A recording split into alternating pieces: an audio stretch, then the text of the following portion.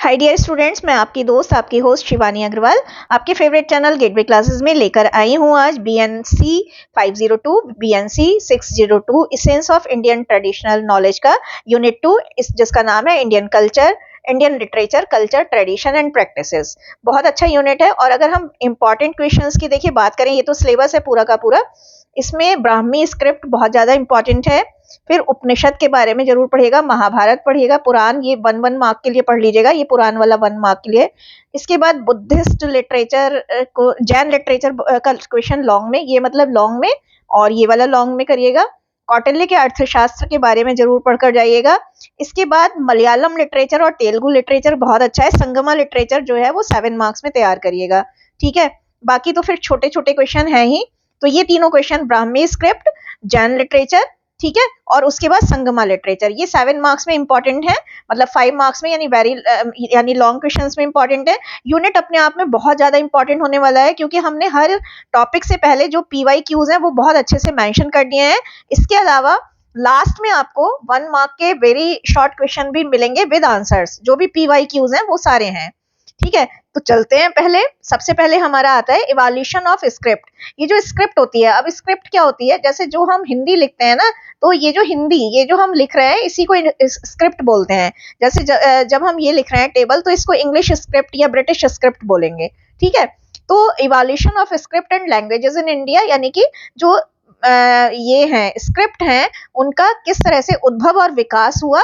लिपि, स्क्रिप्ट का मतलब है लिपि, है ना। इनका उद्भव और विकास किस तरह से हुआ। तो this is the question of the day, यानी कि ये जो टॉपिक है ये सारा इसी के बारे में है।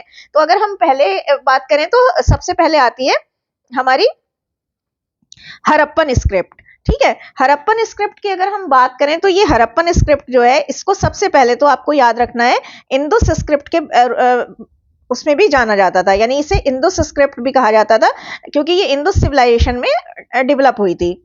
बेसिकली इंडस वैली सिविलाइजेशन के पीपल इसे यूज करते थे, तो जाहिर सी बात है इंडस स्क्रिप्ट कहा ही जाएगा।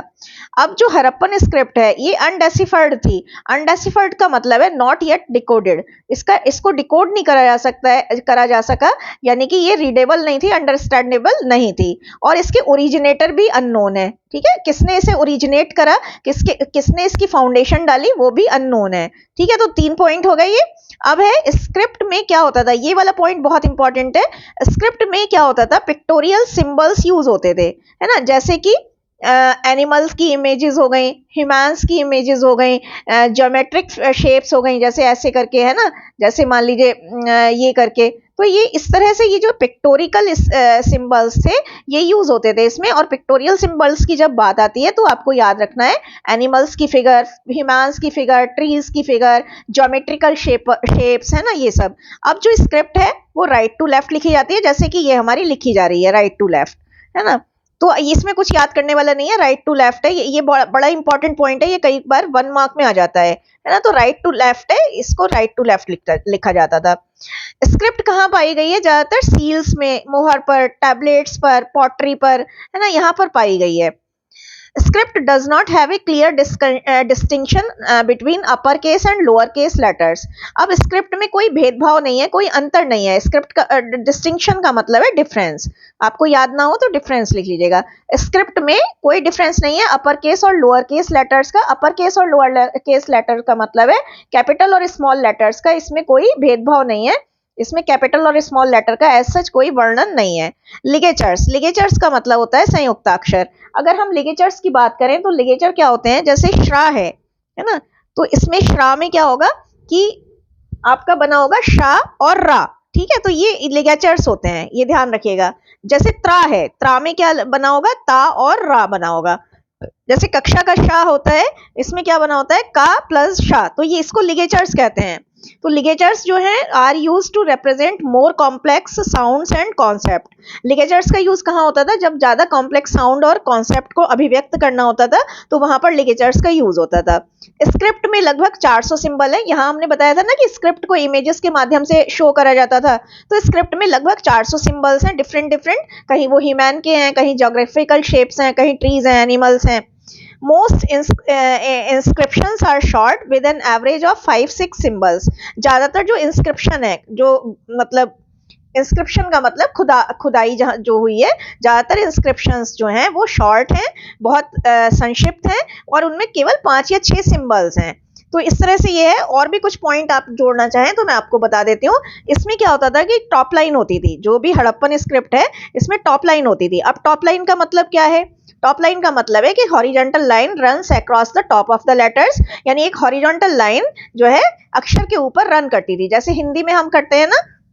तो ये इसमें ये हॉरिजॉन्टल लाइन है that runs across the top of the letter. ठीक है, तो टॉप लाइन होती थी नंबर 1। छोटा सा लिख दीजिएगा आप, आपको मार्क्स अच्छे मिल जाएंगे, आपकी कॉपी डिफरेंट हो जाएगी।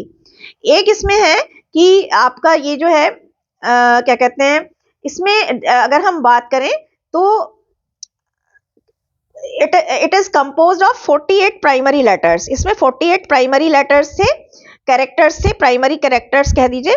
48 प्राइमरी कैरेक्टर्स थे, जिसमें कितने वॉवेल थे? 14 वॉवेल थे, ये याद रखना आप। और 34 कॉन्सोनेंट्स थे। तो ये आपका एक अलग से बढ़ गया पॉइंट। और ये भी, ये नोट्स हमने बहुत अच्छे बनाने की कोशिश करी है। पॉइंट्स में आप इसी तरह से लिख के आइएगा, क्योंकि देखिए 5 नंबर के क्वेश्चन में इतना अगर आपने लिख दिया तो वो मोर देन इनफ है। ठीक है, अब चलते हैं ब्राह्मी स्क्रिप्ट। अगर हम ब्राह्मी स्क्रिप्ट की बात करें तो देखिए मैंने बताया था कि इंपॉर्टेंट भी है ये।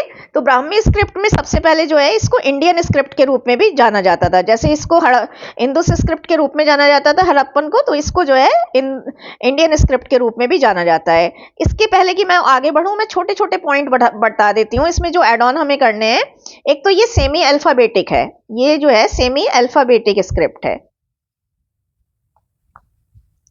ये कुछ नए पॉइंट आप ऐड ऑन कर लीजिएगा। ये मदर स्क्रिप्ट के रूप में भी जानी जाती है, ये बहुत इंपॉर्टेंट पॉइंट है, अलग से भी पूछा जा सकता है कि कौन सी स्क्रिप्ट मदर स्क्रिप्ट के रूप में जानी जाती है। अगर हम इसके ओरिजिन के टाइम की बात करें, ओरिजिन के टाइम पीरियड की बात करें, तो टाइम पीरियड जो है वो अननोन है, टाइम पीरियड भी अननोन है।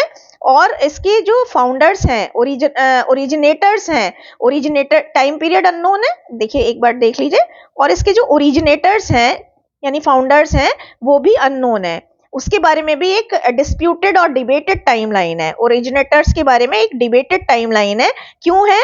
क्योंकि कुछ लोग कहते हैं, सम पीपल सेज कि इसका फॉरेन ओरिजिन है ना, और कुछ लोग कहते हैं कि इसका इंडियन ओरिजिन है। तो ओरिजिनेटर के बारे में डिस्प्यूटेड लाइन है।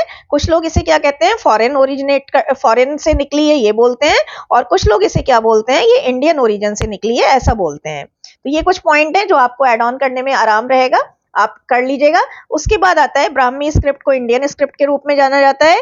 दूसरी बात, ब्राह्मी स्क्रिप्ट जो है वो एक एंशियंट राइटिंग सिस्टम है, जो एंशियंट इंडिया में यूज होता था और other part of south Asia में यूज होता था। ब्राह्मी स्क्रिप्ट को ये माना जाता है कि ये अरामिक स्क्रिप्ट से इवॉल्व हुई है, यानी उससे जन्मी है, उससे उसका अरामिक स्क्रिप्ट से इसका इवोल्यूशन हुआ है, उद्भव हुआ है। ब्राह्मी स्क्रिप्ट को mother of many Indian script जाना जाता है, जैसे कि बेसिकली देवनागरी स्क्रिप्ट है ना, और तमिल स्क्रिप्ट और तेलुगु। यानी ब्राह्मी स्क्रिप्ट जो है वो बेसिकली देवनागरी, तमिल और तेलुगु का मिक्सचर है, ऐसा बोला जाता है। ब्राह्मी स्क्रिप्ट जो है नॉर्दर्न इंडिया में पाई जाती थी। ब्राह्मी स्क्रिप्ट जो है 3rd सेंचुरी बीसीई के आसपास इमर्ज हुई, हालांकि इसका टाइम पीरियड डिबेटेड है ना। अब ये वाली लाइन बहुत इंपॉर्टेंट है कि ये जो स्क्रिप्ट है वो लेफ्ट टू राइट लिखी जाती है, जैसे उर्दू लिखी जाती है ना, तो ये लेफ्ट टू राइट लिखी जाती है, यानी यहां से स्टार्ट होगी और यहां पर खत्म होगी। इनिशियल वॉवेल में सेपरेट लेटर्स होते थे, यानी शुरुआती वॉवेल्स में सेपरेट लेटर ऐसे करके यानी का, गा, इस तरह से अलग अलग लेटर्स होते थे। Brahmi was use to write various languages including Sanskrit, Pali, Prakrit. Brahmi script का यूज जो है वो बहुत सारी लैंग्वेजेस को लिखने में करा जाता था। जैसे संस्कृत में भी ब्राह्मी स्क्रिप्ट आई है, प्राकृत में भी, पाली में भी यही स्क्रिप्ट यूज होती है। जैसे अगर हम देवनागरी की बात करें, यानी जो हमारी हिंदी है वही हमारी संस्कृत में यूज होती है, तो ब्राह्मी जो है वो इसी तरह से हमारी स्क्रिप्ट थी। अब Brahmi inscriptions have been found on various materials, जैसे कि स्टोन पर मिलते हैं, मेटल पर मिलते हैं, पॉटरी पर मिलते हैं। तो ब्राह्मी की जो खुदाई है ना, इंस्क्रिप्शंस हैं, वो कहाँ कहाँ देखने को मिलते हैं, बहुत सारी मटेरियल्स पर, जिसमें कि स्टोन, मेटल और पॉटरी है। तो ये हमारा जो है Brahmi script is the ancestor of many script. ये मैंने पहले ही बता दिया, इतना लंबा चौड़ा लिखने की कोई जरूरत नहीं है। उसकी जगह आप छोटा सा लिख दीजिएगा, मदर स्क्रिप्ट है ये। क्या है? मदर स्क्रिप्ट है ये। ब्राह्मी स्क्रिप्ट में ने ये इंपॉर्टेंट पॉइंट है, ब्राह्मी स्क्रिप्ट ने जो है और भी स्क्रिप्ट को जन्म दिया, जैसे गुप्ता स्क्रिप्ट को जन्म दिया, देवनागरी स्क्रिप्ट को जन्म दिया, है ना। जो जो देवनागरी स्क्रिप्ट आज हिंदी, संस्कृत, मराठी और नेपाली लिखने में यूज होती है, और सिद्धम स्क्रिप्ट को भी जन्म दिया जो बुद्धिस्ट स्क्रिप्चर की बेसिकली स्क्रिप्ट है। Evolution of southern scripts, Tamil script ये बेकार नहीं है कुछ। अब आता है तेलुगु और कन्नड़ स्क्रिप्ट, है ना। Common ancestor of Telugu and Kannada script, ये मलयालम स्क्रिप्ट है, ये भी देख लीजिएगा, ये भी मुझे इस बार के लिए 1 मार्क में या जो है इंपॉर्टेंट लग रही है। ये इसके क्वेश्चन है जो आ चुके हैं।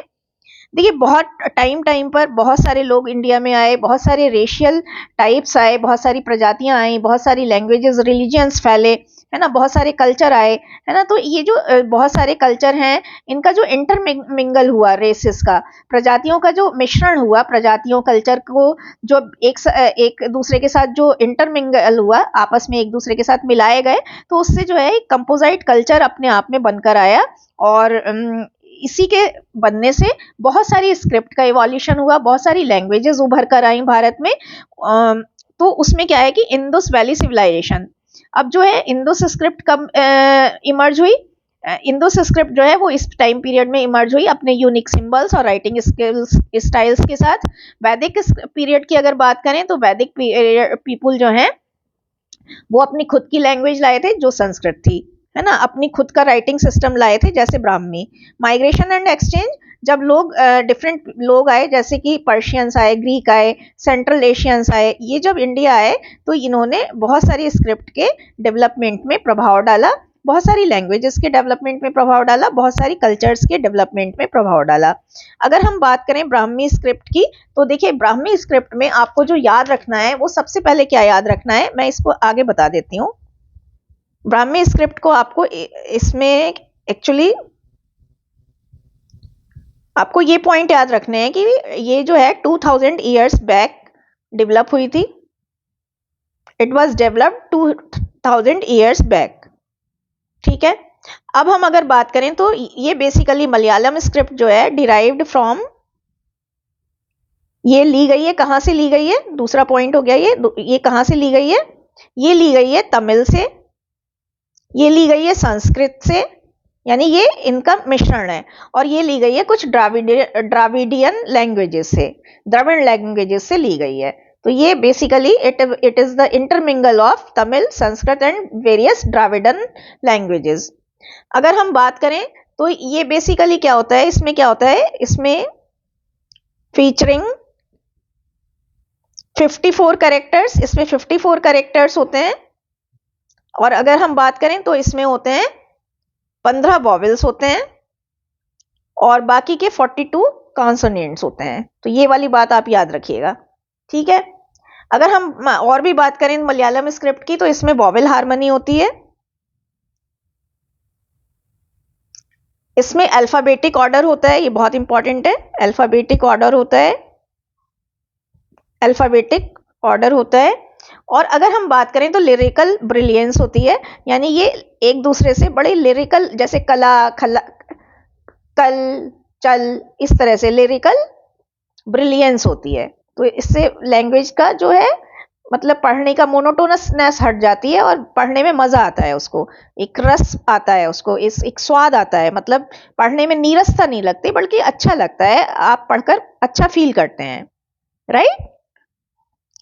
ये कुछ नहीं पढ़ने लायक है, ये सब कुछ नहीं पढ़ने लायक है। आगे चलते हैं, टॉपिक 2 वेदास, ये भी बहुत इंपॉर्टेंट है, इसमें ये वाले क्वेश्चन पूछे गए हैं।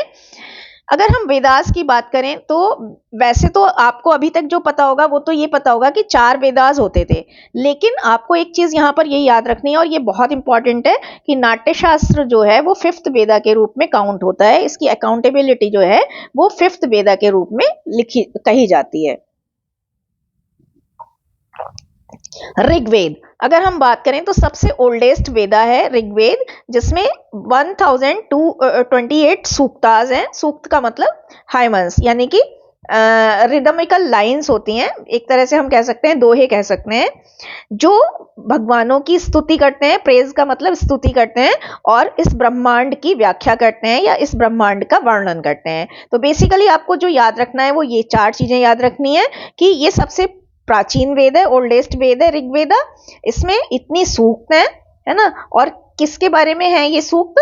ये गॉडेस की स्तुति है और यूनिवर्स की स्तुति है।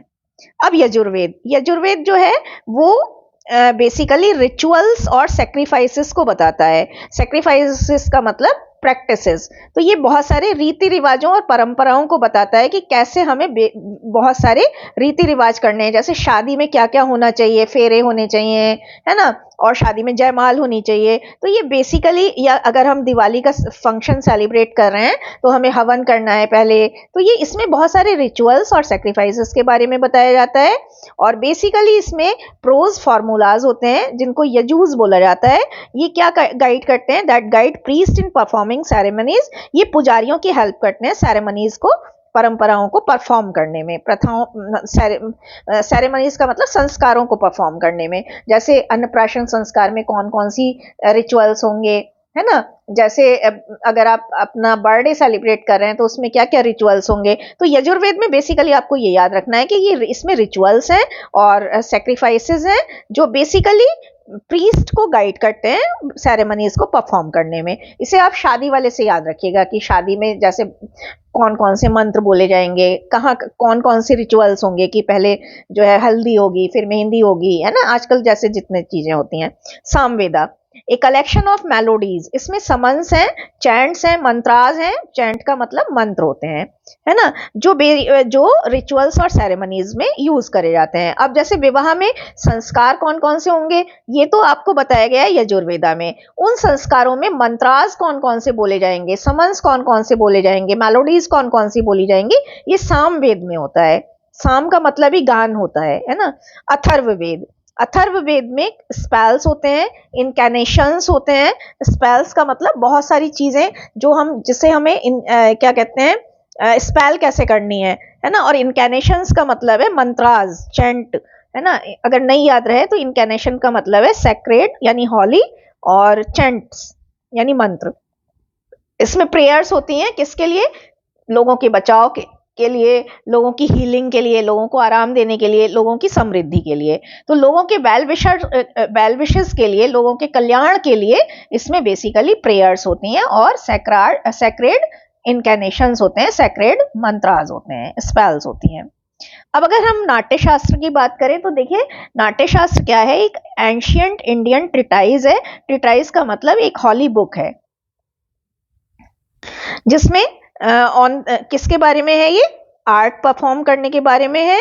एनकम्पासिंग थिएटर, थिएटर को आगे ले जाने के बारे में। डांस, म्यूजिक और एस्थेटिक्स का मतलब है बहुत सारी ललित कलाएं, है ना। इसे आप जुम्बा वगैरह से याद रखना कि इसमें क्या है कि जुम्बा कैसे होगा, है ना, डिस्को कैसे होगा। तो इसमें इसी तरह से जो है डांस, म्यूजिक और एक थिएटर, नाटक यानी कि, है ना, और बहुत सारी आर्ट कैसे परफॉर्म की जाएंगी इसके बारे में है। बेसिकली नाट्य शास्त्र का जब भी नाम आता है तो भरत मुनि का नाम आता है। इसको जो बेसिकली एट्रीब्यूट किया है, गढ़ा है ना, इसको गढ़ने का श्रेय इसको, इसके फाउंडर जो हैं, एट्रीब्यूटेड का मतलब इसके जो फाउंडर हैं वो कौन है भाई? सेज भरत मुनि है। और it is estimated to have been written, इसका ये है कि ये इतने इस पीरियड में लिखा गया था। इसको हम फिफ्थ वेदात के रूप में जानते हैं। इसके जो एलिमेंट्स हैं वो क्या होते हैं? नाट्य, यानी इसमें नाट्य, थिएटर और परफॉर्मेंस के बारे में है। नृत्य यानी डांस के डिफरेंट डिफरेंट फॉर्म्स के बारे में है, जैसे भरतनाट्यम, है ना, ये सब कुछ। संगीत, म्यूजिक के बारे में है। म्यूजिक में कौन कौन से लय ताल हैं, कौन कौन से रिदम है, ये सब है। अभिनय के बारे में है, यानी एक्टिंग और एक्सप्रेशन के बारे में है। मुद्राओं के बारे में, मुद्रा है ना, मुद्राएं आपने देखा होगा ना, आजकल भी कैसी कैसी मुद्राएं बनाई जाती हैं, एक्सप्रेशन। रस के बारे में है, इमोशंस और एस्थेटिक एक्सपीरियंसेस के बारे में। और भाव यानी इमोशंस और फीलिंग्स के बारे में। तो ये 6 चीजें याद रखिएगा। नाट्यशास्त्र हमें क्या प्रोवाइड करता है? एक इंसाइट प्रोवाइड करता है, एक परख प्रोवाइड करता है आर्ट, क्राफ्ट और फिलॉसफी के बारे में। इंडियन परफॉर्मिंग आर्ट्स, जो उस समय में इंडियन परफॉर्मिंग आर्ट्स थी, उनके बारे में हमें एक ज्ञान देता है। आर्ट, क्राफ्ट और फिलॉसफी के बारे में एक ज्ञान देता है, ठीक है। रोल क्या है? अगर हम रोल की बात करें तो क्या कहते हैं, वेदास के बहुत सारे रोल हैं। एक तो ये लोगों को स्पिरिचुअल गाइडेंस देता है। लोग अपना जीवन व्यतीत करते करते कहीं नीरस फील करने लगे, कहीं बोर फील करने लगे, उन्हें ये समझ में ना आए कि हमारा इस जीवन में आने का उद्देश्य क्या है। कई बार आप भी तो बहुत स्ट्रेस में हो जाते हैं और आपको ये लगने लगता है पता नहीं हम यहाँ क्यों आए हैं, हमारा गोल क्या है। तो ऐसे में जब आदमी फेडअप होने लगे, स्ट्रेस में आने लगे, तो एक उसे स्पिरिचुअल गाइडेंस देना, उसे भगवान की तरफ ले जाना, उसको जो है एक रास्ता दिखाना है ना। फिलोसफिकल फाउंडेशंस देता है, दार्शनिक व्याख्याएं देता है, दार्शनिक आधार देता है कि इस दुनिया को कैसे जिया जाए, है ना। दार्शनिक आधार का मतलब है इस दुनिया को कैसे जिया जाए, कौन सी चीज का, अगर आपके ऊपर कोई राजनीति कर रहा है तो उसका जवाब कैसे दिया जाए। कल्चरल हेरिटेज तो ये है ही हमारा सामाजिक, हमारी धरोहर है।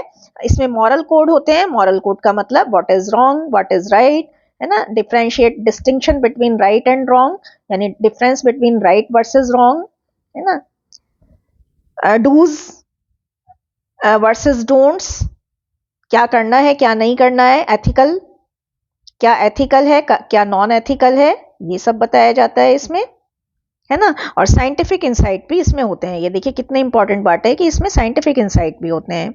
अब आता है उपनिषद। उपनिषद भी बहुत इंपॉर्टेंट है। उपनिषद की अगर हम बात करें तो उपनिषद में बहुत सारी चीजें, चलिए देखेंगे। उपनिषद की अगर हम बात करें तो ये एंशिएंट इंडियन टेक्स्ट हैं, सबसे प्राचीन इंडियन टेक्स्ट हैं, जो बेसिकली ओरली लिखे गए थे। ये देखिए बहुत इंपॉर्टेंट है, संस्कृत में लिखे गए थे, ओरली लिखे गए थे, इस टाइम पीरियड में लिखे गए थे। ये भी वेदास का पार्ट है, लेकिन compose in a ritual context, एक रिचुअल कॉन्टेक्स्ट के रूप में इनको कंपोज किया गया है। रिचुअल कॉन्टेक्स्ट की अगर बात करें तो प्रथाओं के कॉन्टेक्स्ट के रूप में इन्हें लिखा गया है। Mark the beginning of philosophical inquiry into foundational questions, हमारे बहुत सारे फाउंडेशनल क्वेश्चंस होते हैं, उनकी फिलोसफिकल इंक्वायरी यानी हमारे क्वेश्चंस के आंसर के रूप में इनकी शुरुआत को मार्क करा जा सकता है। Considered the foundation of India's rich philosophical tradition, India की रिच दार्शनिक प्रथाओं परंपराओं को दिखाता है। ठीक है। उपनिषद जो है वो 108 है। 10 इसमें मेजर उपनिषद हैं, बहुत जो मतलब बड़े हैं। 18 इसमें जो है प्राचीन उपनिषद है, और बाकी 80 एडिशनल उपनिषद हैं। इस तरह से आप चार्ट बना दीजिएगा।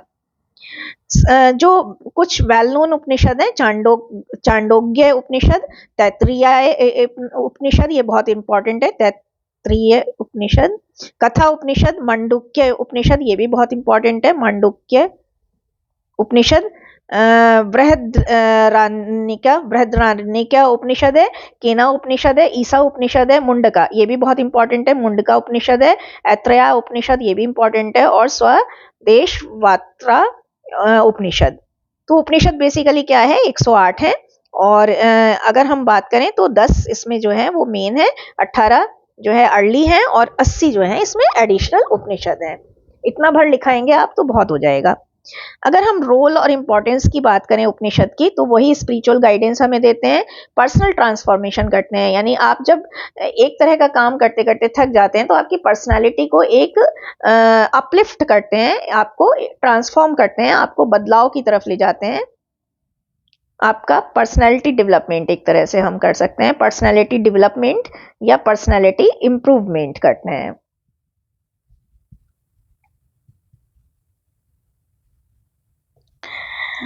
दूसरे ट्रेडिशन को भी इन्फ्लुएंस करते हैं, हमारे कल्चरल हेरिटेज को आगे ले जाते हैं, फिलोसफिकल फाउंडेशन देते हैं। वही सब हिंदुज्म की शेप को व्याख्या करते हैं, हिंदुज्म को एक सनातनी व्यवस्था को एक शेप देते हैं।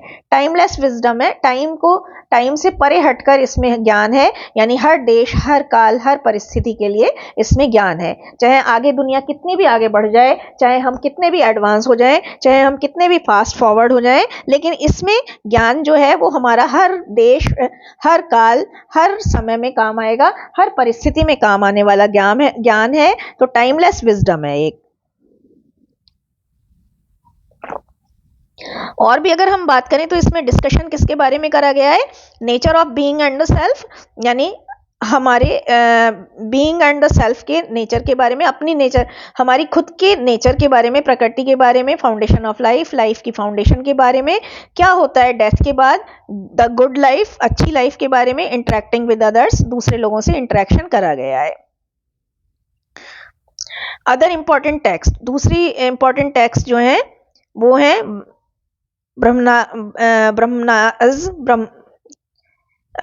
ब्रह्मनाज में क्या है कि कमेंट्रीज हैं रिचुअल्स और सेक्रीफाइसेस के बारे में। आरण्यक्य बहुत इंपॉर्टेंट है, इसमें फॉरेस्ट के बारे में टेक्स्ट है जो स्पिरिचुअल और फिलोसफिकल थीम्स को बताती हैं। तो ये बेसिकली इंपॉर्टेंट नहीं है, आप उपनिषद का ही इंपॉर्टेंट मानिएगा। रामायण का क्वेश्चन भी 7 मार्क्स में कर लीजिएगा, मैं बताना भूल गई थी, ऊपर 3 ही बताए थे लेकिन ये भी इंपॉर्टेंट लग रहा है। ये सारे इसमें आ चुके हैं, ये देख लीजिएगा। रामायण आपको पता ही है एंशिएंट इंडियन एपिक है जो वाल्मीकि जी जिसके फाउंडर, एट्रीब्यूटेड का मतलब है जिसके फाउंडर जो हैं, जिसके राइटर जो हैं वाल्मीकि जी हैं। Tells the story of Prince, ये इसमें कोई नई बात है ही नहीं कि प्रिंस राम की जर्नी के बारे में स्टोरी है। इसमें जो है बेसिकली इसके जो थीम है वो ड्यूटी, कर्तव्यनिष्ठता, लॉयल्टी, वफादारी, जैसे कि लक्ष्मण जी ने निभाई, राइटियसनेस, क्या सही है क्या गलत, इसके बारे में इसके थीम है। और इसमें की करेक्टर आपको पता ही है। रामायण की स्टोरी को अगर हमें बताना हो तो birth and early life of Ram की बर्थ और राम की अर्ली लाइफ क्या रही। King Dasharath of Ayodhya performs a ritual to have children. King Dasharath ने, अयोध्या के किंग दशरथ ने जो है एक रिचुअल करा,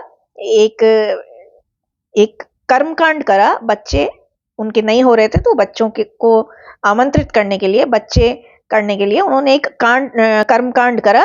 तो उससे उसकी जो तपस्या थी उसके फल के रूप में उन्हें 4 बच्चे मिले, राम, लक्ष्मण, भरत और शत्रुघ्न। राम सबसे बड़े थे और सबके द्वारा प्यार किए जाते थे, सब उन्हें प्यार करते थे, एवरीबडी लव्ड हिम। राम, अब अगर मैरिज की बात करें राम एंड सीता की, तो आप ना एक गाना जरूर सुनिएगा, ये ना राम सीता वाला, आजकल शादियों का भी मौसम चल रहा है तो राजीव नयन को, है ना, वो बड़ा अच्छा गाना है, वो जरूर सुनिएगा आप। Marriage of Ram and Sita. Ram attend a swayamvar, Ram एक स्वयंवर अटेंड करते हैं, है ना, और मिथिला में, और जो है राम शिव का धनुष तोड़ देते हैं, इस तरह से वो सीता का हाथ मैरिज के लिए मांग लेते हैं। एग्जाइल का मतलब होता है वनवास। अब सबसे कठिन टाइम आता है राम के जीवन का। क्वीन कैकेयी जो है वो दशरथ की सेकंड वाइफ है और वो राम को एग्जाइल की डिमांड करती है। अब देखिए एक बात बताएं आपको, हमें और आपको बुरा लगता है कैकेयी के बारे में, लेकिन कैकेयी ने पता है ये बात क्यों करी थी। कैकेयी बहुत ही अच्छी लेडी थी, ऐसा नहीं है कि उनको राम से पर्सनली कोई बैर था, लेकिन क्योंकि राम के हाथों इतना बड़ा शमन होना था, शमन का मतलब डेमन का शमन होना था, डेमन का मतलब है राक्षस का शमन होना था, रावण का शमन होना था, और अगर वो वन में नहीं जाते तो ये काम नहीं होता। तो क्वीन कैकेयी ने ये जिम्मेदारी ली कि मैं ये काम करूंगी, मैं इस कलंक को, मैं इस स्टिग्मा को, मैं इस जो ब्लैक स्पॉट है उसको मैं अपने ऊपर लूंगी और मैं भेजूंगी राम को बाहर वनवास के लिए। राम, सीता एंड लक्ष्मण जो है उन्होंने अयोध्या को छोड़ दिया और इस तरह वो फॉरेस्ट में रहने लगे। उनको वहां रहते हुए बहुत सारे चैलेंजेस आए, बहुत सारे हर्डल्स आए और उनको बहुत सारे डेमंस से, बहुत सारे राक्षस से क्या करना पड़ा, युद्ध लड़ना पड़ा।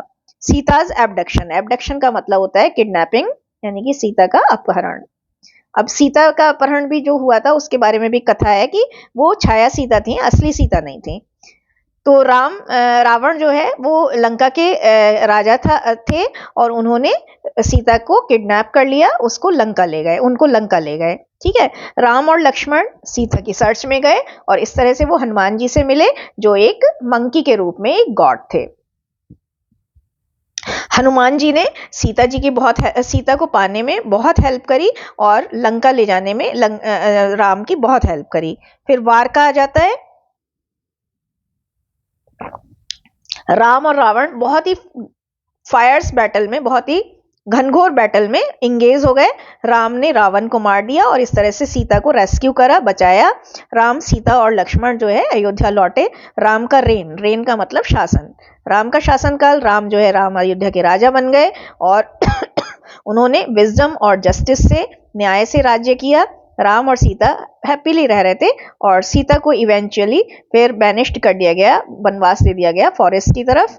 राम ने एक हॉर्स सेक्रीफाइस करा, यानी एक जो है अश्वमेघ यज्ञ किया और और बाद में वो जब उन्हें अश्वमेघ यज्ञ करना था तो वो सीता जी के साथ रीयूनाइट हो गए आफ्टर लाइफ में, यानी बाद की लाइफ में। की कैरेक्टर्स की बात करें तो पता ही है, राम है जो प्रोटैगनिस्ट हैं, जो नायक हैं, हीरो हैं। प्रोटैगनिस्ट का मतलब नायक होता है, हीरो होता है।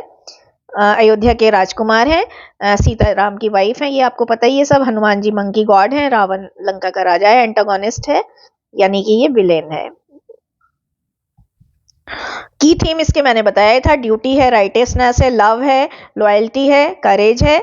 अगर हम लिटरेरी कैरेक्टरिस्टिक्स की बात करें रामायण की, तो राम का जो कैरेक्टर है वो एक एपिटोम है, एक एग्जाम्पल है। एपिटोमी का मतलब है एक एग्जाम्पल है, लाइव एग्जाम्पल है, एक आदर्श बेटे का, एक आदर्श पति का, एक बहुत अच्छे भाई का, एक बहुत अच्छे जस्टिस फुल राजा का, एक किंग ऑफ जस्टिस थे वो, वॉरियर थे, बहुत बड़े योद्धा थे, और एक बहुत ही आदर्श व्यक्ति थे।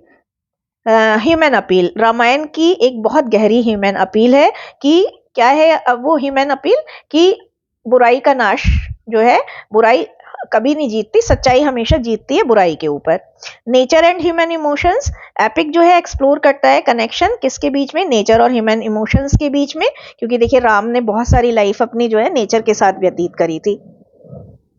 तो ये इस यूनिक पोर्ट्रेयल ऑफ नेचर, इसमें नेचर का बड़ा अच्छा चित्रण करा गया है। रामायण में एक बहुत सीरीन और एक बहुत पोएटिक लैंडस्केप है, एक बहुत ही प्यारा, एक बहुत ही काव्यात्मक इसकी पृष्ठभूमि है। मेन सेंटिमेंट क्या है, एपिक के कोर सेंटिमेंट्स जो है वो हीरोइक है ना। हीरोइक नया होते तो फिर इतना सारा संघर्ष कैसे होता। अब आता है टॉपिक 4, महाभारत। महाभारत जो है वो एंशियंट इंडियन एपिक है, जो हमें बताता है पांडवाज और कुरुवाज की स्टोरी को, पांडव और कौरवों की स्टोरी को। बेसिकली ये टू ग्रुप्स ऑफ कजिन के दो ग्रुप थे जो एक बहुत बड़े वार में एंगेज हो गए। बैकग्राउंड की बात करें तो story begins with the rain of king Shantanu. ये जो है किंग शांतनु के शासनकाल से डेवलप शुरू होती है। किंग शांतनु की दो पत्नियां थी, कौन, गंगा और सत्यवती। शांतनु के सन जो थे, अब जो ये शांतनु है इनके सन भीष्म थे, उन्होंने सेलिबेसी की एक प्रतिज्ञा ली थी। सेलिबेसी का मतलब होता है ब्रह्मचर्य, कि वो ब्रह्मचर्य का मतलब होता है वो शादी नहीं करेंगे, है ना। To allow his father to marry Satyavati, Satyavati से शादी करने के लिए अपने फादर को अनुमति देने के लिए उन्होंने, यानी कि सत्यवती ने एक शर्त रखी होगी कि आप भीष्म को कहिए कि मतलब वो सेलिबेसी का पालन करे ताकि उसके बच्चे ना हो। सत्यवती का सन जो था वो व्यास थे, जो इस महाभारत के ऑथर हैं। ये देखिए आप यहाँ पर भी लिख सकते हैं, ठीक है, ये वाला पॉइंट उठाकर यहाँ डाल सकते हैं। पांडवाज एंड कौरवाज, किंग पांडु जो भीष्म के हाफ ब्रदर थे, उनके 5 बेटे थे, जिनको 5 पांडव कहा गया। पांडव का मतलब ही है पांडव, 5 बच्चे, है ना। युधिष्ठिर, भीष्म, अर्जुन, नकुल और सहदेव। ये नाम याद रखिएगा, हो सकता है आपको मतलब नाम याद ना रहे, नकुल सहदेव का नाम से याद रखिएगा। किंग धृतराष्ट्र जो पांडव के ब्रदर थे, उनके 100 बेटे थे जिनको कौरवाज बोला गया, और जिसका जो सबसे बड़ा बेटा था जो कौरवों को लीडर करता था वो दुर्योधन था। कॉन्फ्लिक्ट, अब कॉन्फ्लिक्ट यानी संघर्ष कैसे शुरू हुआ, कौरवाज लीड बाय दुर्योधन। माफ कीजिएगा, आजकल थोड़ा खांसी के दिन चल रहे हैं, आप लोग भी अपना ध्यान रखिएगा अच्छे से, एग्जाम्स भी आ रहे हैं आप लोगों के, है ना। अच्छा गर्म पानी पीजिएगा, ठीक है। कौरवाज लैड बाई दुर्योधन, जो कौरव थे, जो जिनका नेतृत्व दुर्योधन करता था, वो जलने लगा। किससे जलने लगा, पांडवस की वेल्थ और प्रॉस्पेरिटी को देखकर, पॉपुलैरिटी को देखकर, उनकी फेम को देखकर वो जलने लगा, है ना। Kauravas invited Pandavas in a game of DISE.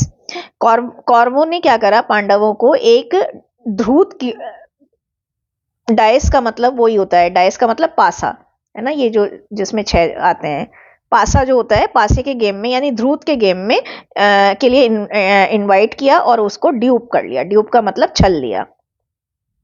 Try to kill, वो उनकी मंशा क्या थी, वो पांडवों को मारना ही चाहते थे, लेकिन किसी तरह से पांडव वहां से एस्केप हो गए, बच निकले और एग्जाइल में रहने के लिए विवश हो गए, यानी कि वनवास में जाने के लिए, अज्ञातवास में जाने के लिए विवश हो गए। Pandava return and demand their rightful share in the kingdom. कुछ समय बाद पांडव लौटे और उन्होंने किंगडम में अपना एक सही जो शेयर था, एक जस्टिसफुल शेयर था, उसकी मांग करी, लेकिन कौरवों ने रिफ्यूज कर दिया, मना कर दिया। तो इसी से ग्रेट वार हुआ। पांडव और कौरव जो है ग्रेट वार में इंगेज हो गए, जिसको कुरुक्षेत्र का वार कहा जाता है, जो 18 दिन तक चला। वार is fought between the Pandavas, पांडवों की तरफ कृष्णा हो गए, कृष्ण भगवान कृष्ण हो गए, और इस तरह से जो है वार जो है वो पांडवों को और कौरवों के बीच लड़ा गया। पांडवों की सहायता करने के लिए कृष्ण थे। Pandava ultimately emerge victorious but at great cost, Pandava last में विक्टोरियस हो गए, लेकिन बहुत बड़ी कॉस्ट चुकाकर, बहुत बड़ी कीमत चुकाकर। आफ्टरमाथ, आफ्टरमाथ का मतलब है युद्ध के बाद होने वाला परिणाम, युद्ध के बाद होने वाला परिणाम। Pandavas rule the kingdom, Pandavas ने किंगडम पर राज्य किया। युधिष्ठिर उसके राजा बने। स्टोरी ये कंक्लूड करती है कि पांडवाज की जर्नी टू हेवन, पांडव इस तरह से राज्य करके हेवन को चले गए, जहां उन्होंने अपने प्रियजनों को यूनाइट करा। कॉन्फ्लिक्ट की मॉरल लेसन, धर्म, अगर हम बात करें तो पूरा का पूरा जो महाभारत है उसमें कॉन्फ्लिक्ट दिखाया जाता है, किसके बीच? की मॉरल लेसन्स के बीच, धर्म अधर्म के बीच, कर्मास, मोक्ष के बारे में बात है जिसको लिबरेशन बोलते हैं, अहिंसा के बारे में बात है, ट्रुथ और ऑनेस्टी के बीच में के बारे में बात है। अगर हम बात करें महाभारत का लाइफ लेसन क्या है, तो importance of family and relationship और फैमिली की इंपॉर्टेंस के बारे में बताया गया है। इसमें आपके पास इतने पॉइंट है कि आप लिख सकते हैं। इसमें सेल्फ कंट्रोल का, डिसिप्लिन का बताया गया है, क्षमा करना, लेटिंग गो, जाने देना, किसी भी बात को पकड़ कर ना बैठना। अगर हम आज रिश्तों में भी बात करें, देखिए बहुत सारे लोग आप में से भी रिलेशनशिप में होंगे, लेकिन कई बार क्या होता है हम छोटी सी बात को पकड़ कर बैठ जाते हैं और उससे वो विकराल रूप धारण कर लेती है और फिर ब्रेकअप्स हो जाते हैं। तो अगर आप पूरी महाभारत को समझ लेते हैं तो माय डियर स्टूडेंट्स, आप जो आजकल रिलेशनशिप में प्रॉब्लम्स चल रही हैं ना, जो ब्रेकअप्स हो रहे हैं, है ना, जो बहुत सारी चीजें हो रही हैं, उसको भी हम थोड़ा सा बैलेंस कर पाएंगे, क्योंकि इसमें बताया गया है कि क्षमा कैसे। अगर देखिए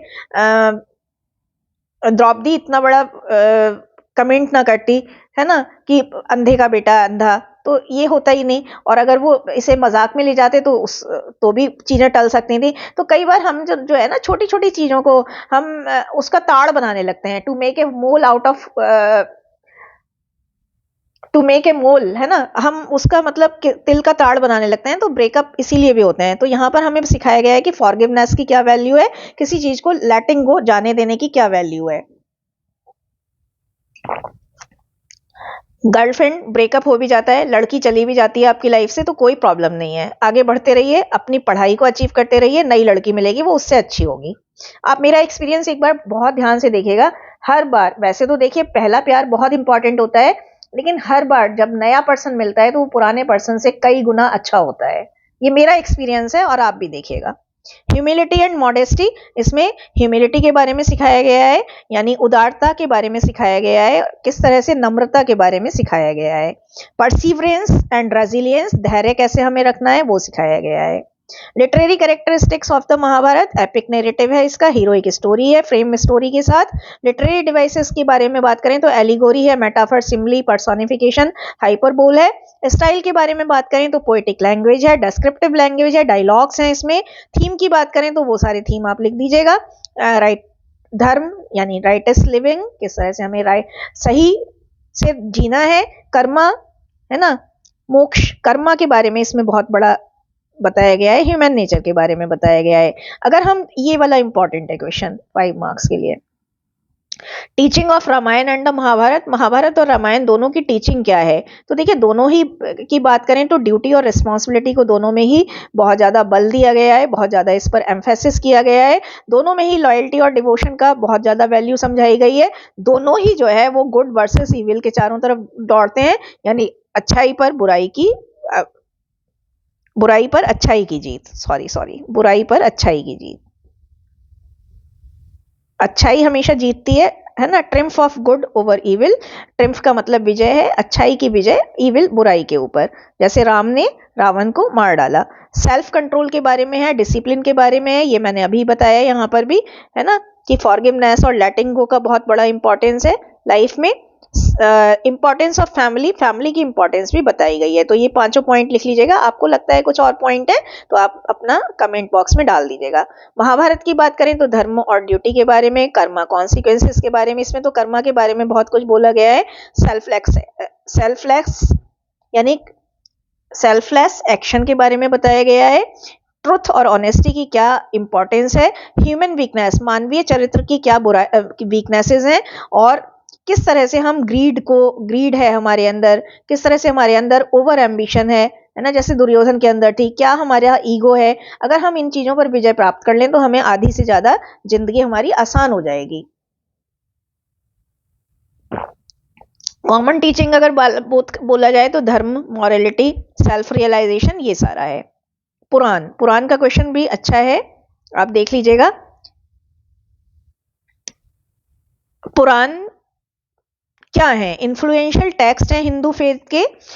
अगर हम इसे ट्रांसलेट करें लिटरेरी रूप से तो पुराण का मतलब है एंशियंट पुराण। पुरा का मतलब पुराना, आन का मतलब ओल्ड, है ना। तो एंशियंट और ओल्ड का जो है मिश्रण है। They were written thousand of years ago by unknown author. इनके ऑथर अननोन है, पुराण के ऑथर अननोन है। बेसिकली 18 मेजर पुराण है, ये याद रखने वाली बात है। माफ कीजिएगा। इसमें जो 18 में मेजर पुराण है, भगवत पुराण, विष्णु पुराण, शिव पुराण, गरुड़ पुराण, है ना, जिसमें मृत्यु के बारे में, मृत्यु के बाद होने वाली चीजों के बारे में बताया गया है। मार्कंडे पुराण, मत्स्य पुराण, ये है। ये जो पुराण है वो क्या है? एंशियंट इंडियन टेक्स्ट है जो इस समय में इमर्ज हुए और जो संस्कृत में है, जिनके ऑथर अननोन है। हिंदू स्क्रिप्चर के, हिंदू हॉली ग्रंथों के, स्क्रिप्चर का मतलब हॉली बुक्स या ट्रिटाइज, है ना। तो इनके जो है पार्ट है जो वेदास से अगले नंबर पे आते हैं। मतलब पुराणों का अगर बात करें तो वेद के बाद यही आते हैं। इसमें क्या है? पुराण में स्टोरीज हैं, लीजेंड्स हैं, माइथोलॉजी है, हमारी विरासत है। Lifes and deeds of gods, goddesses and heroes. भगवानों, भगवती माता, मतलब जो गॉडेस हैं हमारी, और जो हीरोज हैं उनकी लाइफ्स के बारे में, उनकी जीवन शैली के बारे में, उनके कामों के बारे में इसमें वर्णन है, कृत्यों के बारे में। गाइडेंस ऑन हिंदू रिचुअल्स, इसमें हिंदू प्रथाओं, परंपराओं, हिंदू वैल्यूज के बारे में, मान्यताओं के बारे में बात करी गई है। कॉस्मोलॉजी के बारे में बात करी गई है। कॉस्मोलॉजी का मतलब है, क्या मतलब है कॉस्मोलॉजी का? जीनियोलॉजी के बारे में बात करी गई है ना। तो इसमें ये सारी बातें करी गई हैं, बड़ा ही इंपॉर्टेंट है। ब्रह्मांड विज्ञान के बारे में बात करी गई है, कॉस्मोलॉजी की बात करें, जीनियोलॉजी के बारे में, हिस्टोरिकल अकाउंट्स के बारे में बात करी गई है। इसमें डिवोशन पर ये बल देते हैं, वर्शिप पर बल देते हैं, मॉरलिटी पर बल देते हैं। पुराण की वैल्यू क्या है कि ये हिंदू ट्रेडिशन को एक तो प्रिजर्व करते हैं, आगे बढ़ाते हैं। प्रिजर्व का मतलब संरक्षित करते हैं, है ना। इसमें स्पिरिचुअल गाइडेंस है, हिस्टोरिकल सिग्निफिकेंस है, फिलोसॉफिकल इंसाइट है। ये तो देखिए ऐसे पॉइंट हैं जो आप हर एक में ऐड ऑन कर सकते हैं। कल्चरल सिग्निफिकेंस है, डिवोशनल सिग्निफिकेंस है, एजुकेशनल वैल्यू तो है ही। डिफरेंस बिटवीन अमंग वेद, उपनिषद, पुराण, ये आप इतना पढ़ चुके हैं कि आप जो है, चलिए देख लेते हैं फिर भी। वेद जो है वो एंशियंट हिंदू स्क्रिप्चर हैं, सबसे पुराने हिंदू हॉली ग्रंथ। स्क्रिप्चर का मतलब हॉली ग्रंथ। रिटन इन द एंशियंट वैदिक पीरियड, ये एंशियंट वैदिक पीरियड में लिखे गए हैं, 1500-500 बीसी के मध्य में। कंसीडर्ड रिवील्ड नॉलेज, ये रिवील्ड नॉलेज को कंसीडर करते हैं, श्रुति को, है ना। वेदास आर श्रुति, वेद का मतलब वेद जो है वो श्रुति हैं, जिनका मतलब है क्या सुना गया है। ये वाली लाइन जो है आप ऊपर भी यूज कर लीजिएगा। वेद जो है वो 4 है नंबर में। जब आप वेदास वगैरह के बारे में अगर आपको मतलब उधर ना पढ़ना हो ना, तो ये शॉर्ट में पढ़ लीजिएगा, ये आपको परफेक्टली नॉलेज दे देगा। वेद में क्या है? हाइमन्स हैं, प्रेयर्स हैं, हाइमन्स का मतलब भजन है, रिचुअल्स हैं, फिलोसफिकल डिस्कशंस भी हैं। उपनिषद जो है, उपनिषद एक तो ये मैंने ऊपर नहीं बताया था, उपनिषद का मतलब है सिटिंग डाउन नियर, किसी के पास बैठना। उपनिषद फिलोसफिकल टेक्स्ट है और 7th 5th सेंचुरी बीसी में हुए थे। इसके जो है ये रियलिटी के बारे में, सेल्फ के बारे में और अल्टीमेट रियलिटी यानी ब्रह्म ज्ञान के बारे में, ये ब्रह्म ज्ञान है, ब्रह्म ज्ञान के बारे में हमें रिवील करते हैं, हमें नॉलेज देते हैं। उपनिषद 18 है ना, बेसिक और सब मिलाकर। कंसिडर्ड पार्ट ऑफ वेदास, ये मैंने पहले भी बताया था, वेदास के नेक्स्ट आते हैं। लेकिन but focus more on spiritual knowledge, इसमें स्पिरिचुअल नॉलेज के बारे में ज़्यादा बताया गया है। जैसे कि स्पिरिचुअल नॉलेज की बात करें तो क्या, self realisation, meditation, attainment of liberation. Liberation का मतलब है किस तरह से हम मोक्ष को अटेन कर सकते हैं, अटेन का मतलब गेन कर सकते हैं, गेन का मतलब प्राप्त कर सकते हैं। अब हम पुराण की बात करें तो माइथोलॉजिकल टेक्स्ट है ये। देखिए बहुत अच्छे से इसको हम इस तरह से भी लिख सकते हैं, है ना, वो बनाकर। ये हिंदू स्क्रिप्चर है, ये फिलोसफिकल टेक्स्ट है, और ये माइथोलॉजिकल टेक्स्ट है। इनका अगर हम पुराण की बात करें तो 3rd से 10th सेंचुरी के बीच में इनका डेवलपमेंट हुआ था। ये जो है पुराण जो है वो गॉड, गॉडेसेस और कॉस्मिक क्रिएशन के बारे में स्टोरीज क्रिएट करते हैं, नरेट करते हैं। ये मैंने पहले भी बताया था। पुराण स्मृति हैं, जिनका मतलब है what means what is remembered, क्या याद रह गया है। 17 मेन पुराण है, 18 माइनर पुराण है। इसमें स्टोरीज हैं, लीजेंड्स हैं, टीचिंग्स हैं, धर्म, कर्म, स्पिरिचुअल ग्रोथ के बारे में, है ना। अगर हम समरी के रूप में बात करें तो वेद जो है, अब ये बहुत इंपॉर्टेंट है, देखिए यहाँ पर जो है ये चीज आप देख लीजिएगा। वेद जो है वो फाउंडेशन का देते हैं, उपनिषद जो है वेद क्या देते हैं, फाउंडेशन देते हैं। उपनिषद जो है वो फिलोसफिकल इंसाइट देते हैं, और पुराण जो है वो माइथोलॉजिकल स्टोरीज और टीचिंग्स को बताते हैं। तो ये वाला देखिए, ये अंतर वाला जो है ना, आप कुछ ना देख पाए तो ये वाला पॉइंट, ये सारे पॉइंट जरूर देख लीजिएगा। Buddhist literature in Pali, Prakrit and Sanskrit, इसमें देखिए ये सारे हैं। अगर हम ये आप देखिए यहाँ तक बहुत इंपॉर्टेंट था। ये इसके बाद जो भी पोर्शन है वो 1 मार्क में हार्डली आता है। आप देख लीजिएगा, आपको यहाँ से पता लग जाएगा कि कितने मार्क में क्या आया हुआ है। तो अगर हम पाली लिटरेचर की बात करें तो तृप्तिका था, जो कि पाली लिटरेचर जो है उसमें तृप्तिका आती है। तृप्तिका जो है वो उसमें क्या था, विनय पिटका आती थी, सुत्ता पिटका आती थी, और अभिधम्म पिटका आती थी। यानी ये एक किताब है एक तरह से त्रिपिटिका, और जिसमें हमारी ये तीनों चीजें आई थी। Dhammapada, it is a collection of Buddha's teaching. इसमें धम्मपदा की बात करें तो ये जो है ये छोटी छोटी किताबें हैं, है ना। इसमें क्या है, ग्रंथ हैं एक तरह से। इसमें धम्मपदा की अगर हम बात करें तो धम्मपदा में क्या है कि बुद्धास की टीचिंग है, गौतम बुद्ध की टीचिंग है, और शिक्षाएं हैं एथिक्स के बारे में, मॉरलिटी के बारे में। जातक टेल में बुद्ध की पास्ट लाइफ के बारे में है, और इसमें मॉरल प्रिंसिपल को इलिस्ट्रेट करा गया है। मिलिंद पन्हा एक डायलॉग है जिसमें मिलिंद और बुद्धिस्ट मॉन्क नागसेन के बीच में संवाद है, और किसके बारे में है, जिसमें बहुत सारे फिलोसफिकल क्वेश्चन पूछे गए हैं और उनके आंसर दिए गए हैं। तो ये हमारा जो है वो क्या था, पाली लिटरेचर। अब हम अगर बात करें आगे बढ़ें तो प्राकृत लिटरेचर के बारे में है। ये गाथा सप्तशती इसमें बुक आती है, कलेक्शन ऑफ पोएम जो कि हल ने लिखी है। इसमें रोमांटिक थीम्स हैं ज्यादातर, है ना। जातक के बारे में तो आपने भी पढ़ा होगा। जातक जो है बुद्ध की पास्ट लाइफ के बारे में है, और इसमें मॉरल टीचिंग्स दी गई हैं, नैतिक शिक्षाएं दी गई हैं। महावस्तु की अगर बात करें तो एक टेक्स्ट है जिसमें जातक और अवदान की स्टोरी है। जातक की स्टोरी, जातक का मतलब ही है बुद्ध की स्टोरी, है ना। और जो मिक्स ऑफ संस्कृत, पाली और प्राकृत में लिखी गई है, ये जो किताब है महावस्तु, ये संस्कृत, पाली और प्राकृत में लिखी गई है। संस्कृत लिटरेचर इंपॉर्टेंट है 1 मार्क में। बुद्ध चरित्र एक ईपिक पोएम है जो अश्वघोष ने लिखी थी, जो बुद्ध की लाइफ और टीचिंग को नरेट करती है। ललित विस्तारा सूत्रा महायान है टेक्स्ट है जो बुद्ध की लाइफ और टीचिंग के बारे में बताती है। प्रजना परामिता सूत्र, ये जो है एक कलेक्शन ऑफ सूत्राज है। जो सूत्राज का मतलब आप जब मंत्रास से समझ सकते हैं, सूत्र, है ना। सूत्र होते थे जो मंत्र से थोड़े बड़े होते थे। इसमें विजडम के बारे में और एनलाइटमेंट के बारे में, यानी एनलाइटमेंट का मतलब ये है कि जब आदमी को महाज्ञान हो जाए। जातक माला, ये एक कलेक्शन ऑफ जातका स्टोरीज इन संस्कृत, जातक की स्टोरी है संस्कृत में, उनका कलेक्शन है। जैन लिटरेचर ये इंपॉर्टेंट नहीं है ना। कौटिल्य का अर्थशास्त्र, यहां से देखते हैं। कौटिल्य का अर्थशास्त्र संस्कृत में लिखा गया था। ऑथरशिप इसकी हालांकि अननोन है, लेकिन मेजर कंपाइलर जो हैं वो कौटिल्य हैं, जिनको समुद्रगुप्त और चाणक्य भी बोला जाता है।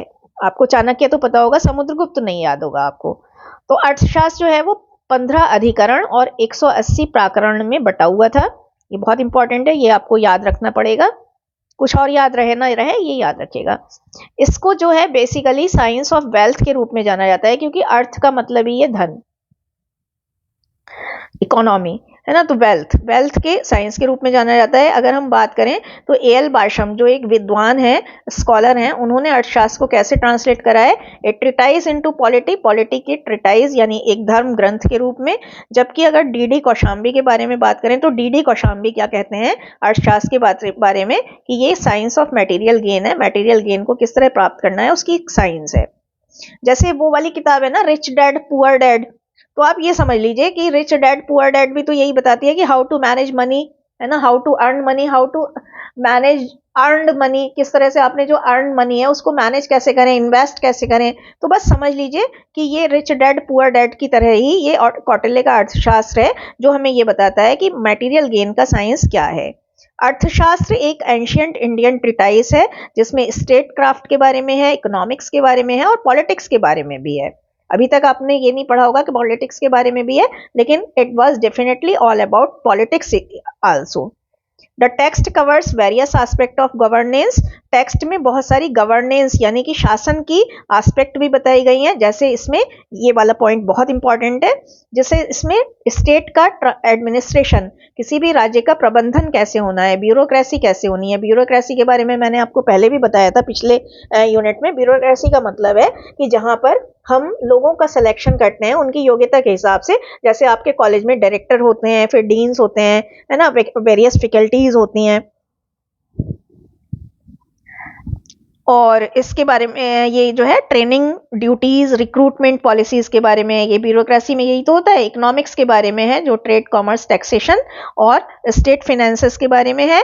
पॉलिटिक्स में क्या आता है, इसमें डिप्लोमेसी, वार कैसे होगा, स्ट्रेटेजिक अलायंसेस कैसे बनेंगे। स्ट्रेटेजिक अलायंसेस का मतलब है रणनीति बनाकर कैसे हम अलायंसेस बनाएंगे यानी कि गठजोड़ बनाएंगे, जैसे कि आज पार्टीज अपने गठजोड़ बनाती हैं। लॉ एंड जस्टिस के बारे में यानी लीगल सिस्टम्स के बारे में बताया गया है, पनिशमेंट के बारे में बताया गया है, डिस्प्यूट रिजोल्यूशन के बारे में बताया गया है। It suggest method to win war, इसमें वार को जीतने के मेथड भी हैं। तो देखिए अर्थशास्त्र का बहुत अच्छे से तैयार कर लीजिएगा, क्योंकि देखिए इसमें हमें तो यही लगता है केवल कि फिनेंसेस के बारे में है, बट फिनेंसेस के बारे में ना होकर के बारे में तो ये है ही ऑब्वियसली, लेकिन इसमें इतनी सारी चीजें भी हैं, स्टेट एडमिनिस्ट्रेशन भी है, माफ कीजिएगा, लीगल सिस्टम्स के बारे में भी है। और इसमें देखिए ये सबसे इंपॉर्टेंट है कि इसमें वार को जीतने की स्ट्रेटेजीज भी बताई गई हैं। फेमस संस्कृत ऑथर, ये भी 1 मार्क में आ सकता है, कालिदास, जो कि अभिज्ञान शाकुंतलम के लेखक के रूप में जाने जाते थे। मेघदूत जिन्होंने लिखा, ऋतुसंभरा लिखा। भाष भी एक कवि थे जो स्वप्नावस्तदम के बारे में इन्होंने ये लिखी, और उर्भंगा लिखी। भारवी भी एक जो है कवि थे जिन्होंने कृतार्जुनिया लिखी। माघ जो है वो भी शिशुपाल वध के रूप में के लेखक के रूप में जाने जाते हैं। अश्वघोष जो है वो बुद्ध चरित्र और सौंदर्यानंदा के रूप के राइटर के रूप में भी जाने जाते हैं। एक तेलुगु लिटरेचर मैंने पहले भी बताया था, इंपॉर्टेंट है। तेलुगु लिटरेचर जो है, तेलुगु को जो है 22nd ऑफिशियल लैंग्वेज के रूप में सम्मान प्राप्त है इंडियन कॉन्स्टिट्यूशन में, ये याद रखिएगा। तेलुगु लिटरेचर जो है वो माइथोलॉजिकल थीम्स, डिवोशनल पोएट्री, है ना, और ऐसे ही सोशल इश्यूज के बारे में, मतलब अगर हम तेलुगु लिटरेचर की बात करें तो तेलुगु लिटरेचर में बेसिकली क्या है, डिवोशनल पोएट्री आपको देखने को मिल जाएगी, यानी भक्ति भाव से, भक्ति के बारे में, मतलब भगवान की जिसमें स्तुति करी गई है। माइथोलॉजिकल थीम्स हैं, है ना, और सोशल इश्यूज हैं। सोशल इश्यूज भी काय के बारे में, कास्टिज्म के बारे में, क्लास आइडेंटिटी के बारे में है। Literary works in Telugu derived from Puranic episodes, Telugu के लिटरेरी वर्क्स हैं वो पुरानिक एपिसोड से खींचे गए हैं, जैसे कि आख्यान और खंडा, है ना। और ये जो जॉनराज हैं ये तेलुगु लिटरेचर की रिचनेस के बारे में बताते हैं। बेसिकली माइथोलॉजी, हीरोइज्म और कल्चरल थीम्स के बारे में बताते हैं। तेलुगु लिटरेचर जो है वो, उसमें biographies of the founders of religion के जितने भी फाउंडर रहे हैं उनकी बायोग्राफीज हैं, और उनकी टीचिंग के बारे में बताया गया है। जिन्होंने वेरियस धर्म की रचना करी, जिन्होंने बहुत सारे धर्मों को खोजा, उनकी बायोग्राफीज के बारे में बताया गया है। तेलुगु लिटरेचर जो है वो बहुत सारी हिंदू नॉलेज सिस्टम को भी एनकम्पास करता है, जिसमें एस्ट्रोलॉजी आता है ना, ज्योतिष्य ज्ञान, लॉ आता है, ग्रामर आती है, बैलेट्स आते हैं, ये इंपॉर्टेंट है, मॉरल अप्रोहरिज्म्स आते हैं, डिवोशनल साम्स, साम्स का मतलब भी भक्ति गीत होता है, हिंदू डीटीज के हिंदू देवी देवताओं, डीटीज का मतलब है देवी देवता, तो हिंदू देवी देवताओं को समर्पित साम्स यानी भक्ति गीत आते हैं। और ये इसके जो थीम है वो कल्चरल और स्पिरिचुअल हेरिटेज को, कल्चरल और स्पिरिचुअल विरासत को, तेलुगु लिटरेचर की जो कल्चरल विरासत है, स्पिरिचुअल विरासत है, उसको आगे रिफ्लेक्ट करते हैं, उस पर प्रकाश डालते हैं, और तेलुगु लिटरेचर की जो डाइवर्सिटी है और रिचनेस है उसको अच्छे से प्रदर्शित करते हैं। कन्नड़ लिटरेचर, कन्नड़ लिटरेचर जो है वो रिच और डाइवर्स लिटरेरी ट्रेडिशन है, जो एक थाउजेंड ईयर्स के स्पान टाइम पीरियड को दिखाती है। क्लासिकल पीरियड रहा है, पंपा, रना और नयासीमा, ये तीनों जो है बहुत बड़े रणबांकुरे थे, यानी कि बहुत बड़े जिन्होंने रण लड़े हैं, है ना वो, तो पॉपुलरली नोन फॉर विक्रमार्जुन विजय अधिपूर्णा, और ये इसके रन जो है वो अजिता तीर्थपूर्णा के राइटर के रूप में जाने जाते हैं। तो ये इस तरह से है। मिडिवल पीरियड ये नहीं देखना है, मॉडर्न पीरियड ये भी नहीं देखना है इतना। संगमा लिटरेचर ये बहुत इंपॉर्टेंट है। देखिए ये सारे तो इसमें संगमा लिटरेचर में बस एक ही क्वेश्चन आया है, बट मुझे इस बार के लिए ये बहुत इंपॉर्टेंट लग रहा है। संगमा जो था वो एक एसोसिएशन था, एकेडमी और ऑफ एस्टीम्ड स्कॉलर्स, जो प्रतिष्ठित स्कॉलर थे उनकी एकेडमी के एसोसिएशन के रूप में जाना जाता था। प्रतिष्ठित कवियों के एकेडमी के एसोसिएशन, यानी प्रतिष्ठित कवि और स्कॉलर का यहाँ पर संगम देखने को मिलता था, है ना, तमिलनाडु में, जो तमिलनाडु की लैंड थी।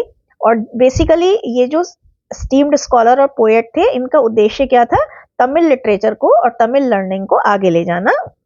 संगमा लिटरेचर जो है वो तमिल कल्चर, सोसाइटी और वैल्यूज की एक जानकारी देता है, बहुत इंपॉर्टेंट लिटरेरी ट्रेडिशंस को बताता है। इसमें नेचुरलिज्म के बारे में है, रोमांटिसिज्म के बारे में है ना। संगम लिटरेचर जो है साउथ इंडिया में फ्लरिश हुआ संगम पीरियड में, ईस्ट वाले पीरियड में। थीम्स जो हैं इसमें वो लव है, वार है, नेचर है और एथिक्स है। पोइटिकल एंथोलॉजीज की बात करें तो वर्क्स लाइक इथोकी, ये देखिए इथोकी और पत्तू पत्तू जो है ये कुछ इसके वर्क हैं, यानी कि इसकी बुक्स हैं, किताबें हैं। वर्क का मतलब किताबें हैं जो तमिल पोएट्री की रिचनेस को बताते हैं। इमेजिनरी और सिंबलिज्म, इतना लिखने की जरूरत नहीं है, इतना ही बहुत है। मलयालम लिटरेचर भी 1 मार्क में देख लीजिएगा, 1 मार्क। कुमारन असन एक रिनाउंड पोएट थे, एक फेमस पोएट थे, पॉपुलर पोएट थे, जिन्होंने सोशल रिफॉर्म यानी सामाजिक सुधार, स्पिरिचुअलिटी और लव की थीम्स के ऊपर एक्सप्लोर करा यानी कि लिखा। वल्लाथोल नारायण मेनन मलयालम लिटरेचर के दूसरे पोएट हुए हैं, एक बहुत सेलिब्रेटेड पोएट हुए हैं, जानकार पोएट हुए हैं, एक ट्रांसलेटर भी हुए हैं, जिन्होंने मॉडर्न मलयालम लिटरेचर की ग्रोथ के लिए जिनको जाना जाएगा, जिनको ये इस रूप में जाना जाएगा कि इन्होंने बहुत बड़ा योगदान दिया, कंट्रीब्यूशन दिया मलयालम लिटरेचर, जो आज का मॉडर्न मलयालम लिटरेचर है उसकी ग्रोथ के कंट्रीब्यूटर के रूप में इनको जाना जाएगा। अगर हम बात करें थीम्स और स्टाइल की मलयालम लिटरेचर के, तो एक डिवोशनल वर्क्स का बहुत अच्छा ट्रेडिशन है, जो बेसिकली भक्ति मूवमेंट है, जो बेसिकली सोशल रिफॉर्म के बारे में बताया गया है, इसमें सामाजिक सुधार के बारे में बताया गया है। मलयालम लिटरेचर के ज़्यादातर राइटर्स जो हैं उन्होंने सोशल इश्यूज के बारे में लिखा है, जैसे कास्ट का इशू हो गया, इनइक्वालिटी का इशू हो गया, विमेंस के राइट के बारे में इशू हो गए, है ना। Nature and environment, Malayalam literature जो है वो नेचर की ब्यूटी के बारे में भी लिखता है, इसमें ज़्यादातर वर्क्स जो है नेचर की ब्यूटी के बारे में लिखे गए हैं, एनवायरमेंटल कंजर्वेशन के बारे में भी लिखे गए हैं। Northern Indian languages and literature जो है, नॉर्दर्न इंडियन लैंग्वेजेस में अगर हम बात करें तो हिंदी आती है, पंजाबी आती है, उर्दू, राजस्थानी आती है, इसे भी थोड़ा सा देख लीजिएगा। और अगर हम नॉर्दर्न इंडियन लिटरेचर की बात करें तो इसमें बहुत सारी लैंग्वेजेस, बहुत सारे ट्रेडिशंस आते हैं। जैसे बेसिकली तो इसमें हिंदी लिटरेचर ही आता है, है ना। और हिंदी लिटरेचर के अगर नोटेबल ऑथर्स हैं तो वो प्रेमचंद है, हरिवंश राय बच्चन है जो अमिताभ बच्चन के पिताजी हैं थे, महादेवी वर्मा रही हैं, है ना।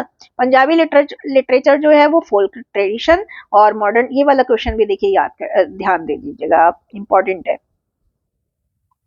पंजाबी लिटरेचर जो है वो अपने फोक ट्रेडिशन और मॉडर्न वर्क्स के रूप में जाना जाता है, जिसमें अमृता प्रीतम, जिसकी बेसिकली अमृता और इमरोज की कहानी पढ़िएगा, बहुत अच्छी लव स्टोरी है, बहुत ही अच्छी लव स्टोरी है ना, अमृता प्रीतम और इमरोज की, नेट पर मिल जाएगी आपको और आपको इससे याद भी रहेगा। शिव कुमार बतालवी की जो है पंजाबी लिटरेचर की अगर हम बात करें तो अमृता प्रीतम इसमें अच्छी राइटर रही हैं और शिव कुमार बतालवी इसमें अच्छे राइटर रहे हैं। उर्दू लिटरेचर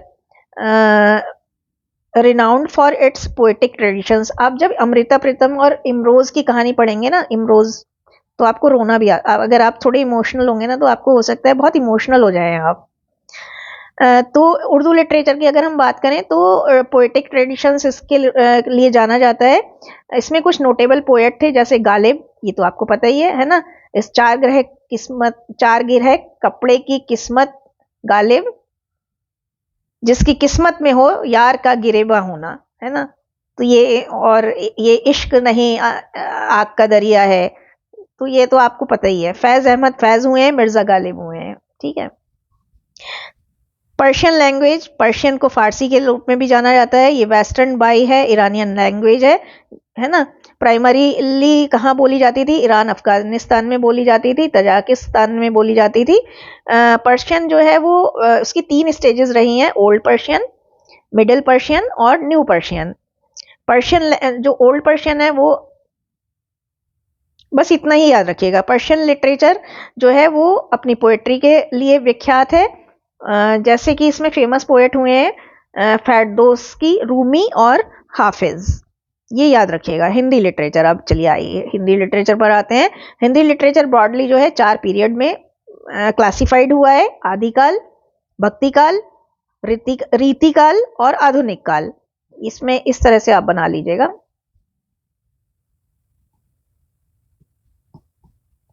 ठीक है, हिंदी लिटरेचर और ये आदिकाल, उसके बाद भक्तिकाल, फिर रीतिकाल और फिर आधुनिक काल। की फिगर्स जो हैं इसमें कबीर जी हैं, तुलसीदास हैं, सूरदास हैं, प्रेमचंद हैं। कंटेम्प्रेरी राइटर की बात करें तो गीतांजलि श्री है ना, जिन्हें इंटरनेशनल रिकॉग्निशन मिला है। आदिकाल की अगर हम बात करें तो आदिकाल जो है वो उसमें हीरोइक पोएट्री ज्यादा लिखी गई, है ना, जो साहस भरी भक्ति, मतलब सॉरी भक्ति कह रहे हैं, वीरता को, है ना, वीरता वाले भाव जिसमें थे, और अर्ली लिटरेचर फॉर्म्स थे। भक्ति काल को अगर बात करें तो जैसा कि नाम से ही लिख रहा है, इसमें डिवोशनल पोएट्री यानी भक्ति को समर्पित पोएट्री लिखी गई, रिलीजियस थीम्स पर लिखी गई। रीतिकाल जो है वो संस्कृत से प्रभावित रहा है, featuring ornate and elaborate style. इसमें ऑर्नेट का मतलब है सजावट वाला, यानी इसमें अलंकारिक भाषा का प्रयोग किया गया था, ऑर्नामेंटल लैंग्वेजेस का प्रयोग किया गया था। आधुनिक काल में मॉडर्न पोएट हैं जो सोशल, पॉलिटिकल, इकोनॉमिक इश्यूज पर लिखते हैं, और इसमें बेसिकली प्रोज की तरफ ज्यादा रुझान है ना, इसमें बेसिकली प्रोज की तरफ ज्यादा रुझान है। की जॉनराज, इसमें की जॉनराज क्या है? नॉवेल्स इसमें लिखे गए, short story, poetry, plays, satire, satire का मतलब व्यंग्य, है ना, जैसे आजकल जो स्टैंड अप कॉमेडी है, लेकिन स्टैंड अप कॉमेडी तो बहुत मतलब वल्गर टाइप की भी होने लगी है, तो उसका ये सुधरा हुआ रूप है। जैसे आपने काका हाथरसी को सुना है, हुड़दंगी को सुना है, ये वो उस तरह के पोएट हैं। या फिर एक हैं बहुत अच्छे, मुझे नाम नहीं याद आ रहा, वो ना वाइफ के बारे में बहुत बोलते हैं, बीवी के बारे में बहुत बोलते हैं, ऐसे नाम है कुछ, आप देखिएगा कौन है ना। ट्रैवल लिटरेचर, इसमें यात्रा साहित्य लिखे गए, है ना, ताकि हम अगर कहीं नहीं जा पा रहे हैं, जैसे हम कश्मीर नहीं जा पा रहे हैं, तो यात्रा साहित्य पढ़कर हमें कश्मीर के फीचर्स के बारे में पता लग जाएगा। ऑटोबायोग्राफीज, आत्मकथाएं लिखी गई। अब आते हैं very short, what kind of script did the Harappan use? तो हरप्पन जो है पिक्टोग्राफिक स्क्रिप्ट का यूज करते थे, 400 सिंबल्स थे इनकी स्क्रिप्ट में। और जो पिक्टोग्राफिक स्क्रिप्ट थी उसमें क्या था? एनिमल्स आते थे, ट्रीज आते थे और ज्योमेट्रिकल फिगर्स आती थी। उपनिषद हमें क्या सिखाते हैं? उपनिषद का मतलब है seat around, sit down near, और उपनिषद हमें ये सिखाते हैं कि हाउ द आत्मा can be united with the ब्रह्म। ब्रह्म है ये, किस तरह आत्मा ब्रह्म से यूनाइट होती है, यानी अल्टीमेट ट्रुथ से अलाइन होती है। अलाइन का मतलब मिलती है। कैसे मिलती है? मेडिटेशन के थ्रू मिलती है, मेडिटेशन के माध्यम से मिलती है।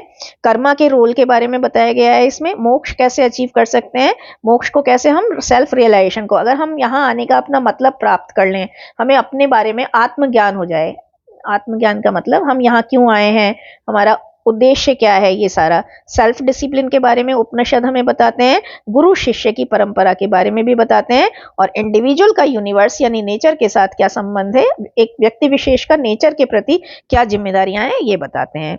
How is Jain literature classified? Jain literature को बेसिकली दो कैटेगरी में बांटा गया है। आगम लिटरेचर यानी कैनोनिकल लिटरेचर, कैनोनिकल का मतलब होता है जो, और एक आगम लिटरेचर और एक निगम लिटरेचर है, ये नॉन आगम लिटरेचर, अच्छा सॉरी, नॉन आगम लिटरेचर। कैनोनिकल का मतलब होता है कि कानूनी रूप से, तो आगम लिटरेचर में कानूनी रूप से जो चीजें हैं, और नॉन आगम में नहीं, ये मतलब नॉन आगम है। Agam literature comprises the sacred text of Jainism. Agam literature में फिर वो बता रहा है कि जैनिज्म के कुछ पवित्र टेक्स्ट हैं, जबकि नॉन आगम में क्या है, कमेंट्रीज हैं, एक्सप्लेनेशंस हैं, इंडिपेंडेंट वर्क्स हैं, लोगों के अपने खुद के वर्क्स हैं। What are the religious and philosophical traditions in India? India is India is a home to a rich and diverse array of religious and philosophical traditions. देखिए, ये तो आपको पता ही है कि इंडिया जो है वो रिलीजियस और फिलोसफिकल ट्रेडिशंस का एक बहुत डाइवर्स एरे है, श्रृंखला है, जिसमें हिंदुज्म भी आता है, बुद्धिज्म भी आता है, जैनिज्म भी आते हैं, इनके अलावा सिखिज्म, इस्लाम, क्रिश्चियनिटी भी आती है। और अगर हम फिलोसफिकल ट्रेडिशन की बात करें तो वेदांत आते हैं, सामाख्या आती है, योग, न्याय, ये सब भी आता है। ये देखिए बहुत इंपॉर्टेंट क्वेश्चन है, इसको बिल्कुल इग्नोर मत करिएगा।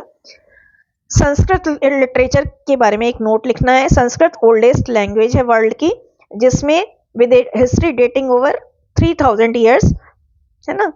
Right A short note on Sanskrit literature. Oldest language है, हिस्ट्री, ये हो गया। अच्छा, ये originated with the Vedas, Vedas से ओरिजिनेट हुई थी। एंशियंट, जो वेदास सबसे पुराने स्क्रिप्चर हैं, सबसे पुराने हॉली ग्रंथ हैं, वहां से इसकी उत्पत्ति हुई थी।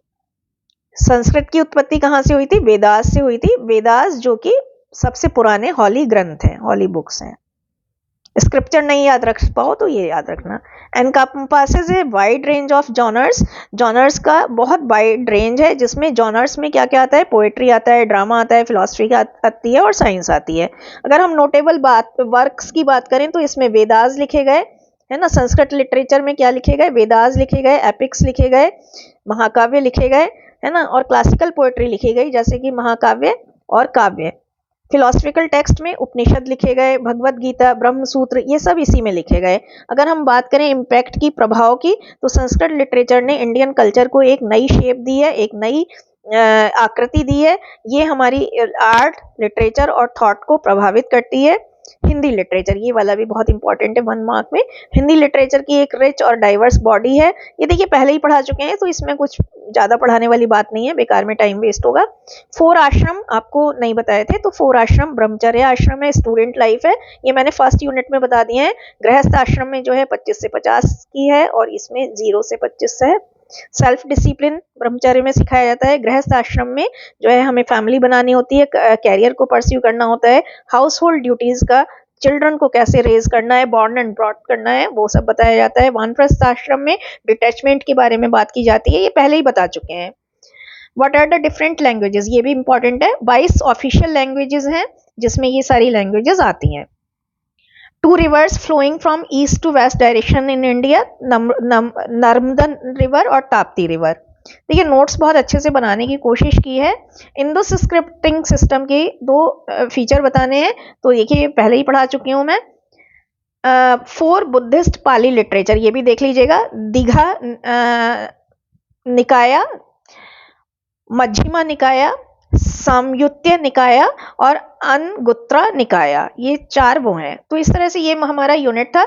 मुझे लगता है यूनिट आपको पसंद आया होगा। जो भी कमियां रह गई हो वो आप जरूर बताइएगा, हम आगे अगले यूनिट में इससे भी अच्छा बनाने की कोशिश करेंगे। अगर फिर से एक बार इंपॉर्टेंट क्वेश्चन की बात करूं तो ब्राह्मी स्क्रिप्ट, है ना, ये 7 मार्क्स में बता रही हूँ। जैन लिटरेचर और संगमा लिटरेचर भी अच्छा है। तो बाकी मैंने बता ही दिए हैं आपको, उसमें से देख लीजिएगा, ठीक है। I hope you will like the unit. Thank you so much for watching the video. Kindly don't forget to write your comments so that we can have an insight of where we got wrong, where we have to improve more. Thank you so much for watching. Have a very nice examination experience. Bye bye.